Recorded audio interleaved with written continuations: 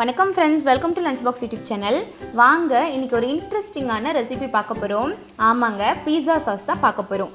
வீட்லேயே பீஸா சாஸ் ரொம்ப சிம்பிளாக, ஈஸியாக, எம்மியாக எப்படி பண்ணுறதுன்னு பார்க்கலாம். வீடியோக்கு போகிறதுக்கு முன்னாடி எங்கள் சேனலை சப்ஸ்கிரைப் பண்ணிக்கோங்க. அப்படியே பெல் ஐக்கனையும் ப்ரெஸ் பண்ணிக்கோங்க. இன்றைக்கி நம்ம தக்காளி சாஸ் செய்கிறதுக்காக 6 மீடியம் சைஸ் தக்காளி நல்லா பழுத்ததாக எடுத்துக்கோங்க. தக்காளியோட கண்ணும் எல்லாம் நீக்கிட்டு மிக்சியில் மைய அரைச்சி எடுத்துக்கோங்க. திப்பியாக இருக்கக்கூடாது, நல்லா நைஸாக அரைச்சிருக்கணும். அப்புறம் 6 பெரிய பல்லு பூண்டு, ஒரு பெரிய வெங்காயம், இதை ரெண்டையும் குறுக்கு வாக்கில் குட்டி குட்டியாக நறுக்கி எடுத்துக்கோங்க. ஒரு கடாயில் எண்ணெய் விட்டு எண்ணெய் காஞ்சதுக்கு அப்புறமா வெங்காயமும் பூண்டும் சேர்ந்து நல்லா வதங்க விடலாம்.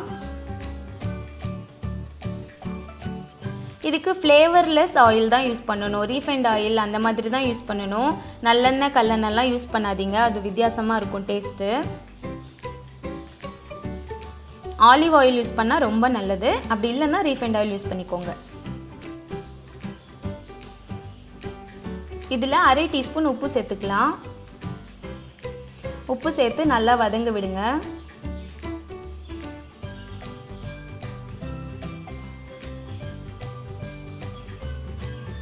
அரை டீஸ்பூன் மிளகாய்த்தூள் சேர்த்துக்கலாம். தனி மிளகாய்த்தூள் தாங்க சேர்த்தணும், அப்போ தான் டேஸ்ட் உங்களுக்கு நல்லா இருக்கும், கடையில் கிடைக்கிற மாதிரி.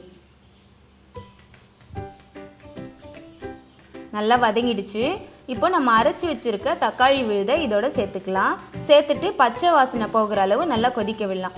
இந்த மொத்த ரெசிபியும் செய்கிறதுக்கே உங்களுக்கு 5 நிமிஷம் தாங்க ஆகும். கண்டிப்பாக ரொம்ப ஈஸியான ரெசிபி, செஞ்சு பாருங்கள்.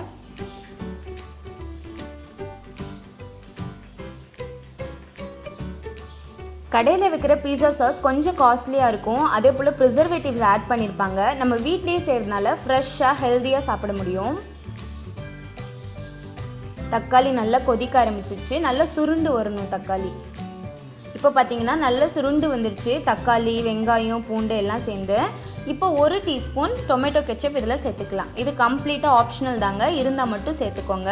இல்லைனாலும் அதே மாதிரி தான் இருக்கும் டேஸ்ட், ரொம்ப பெரிய டிஃப்ரென்ஸ் இருக்காது.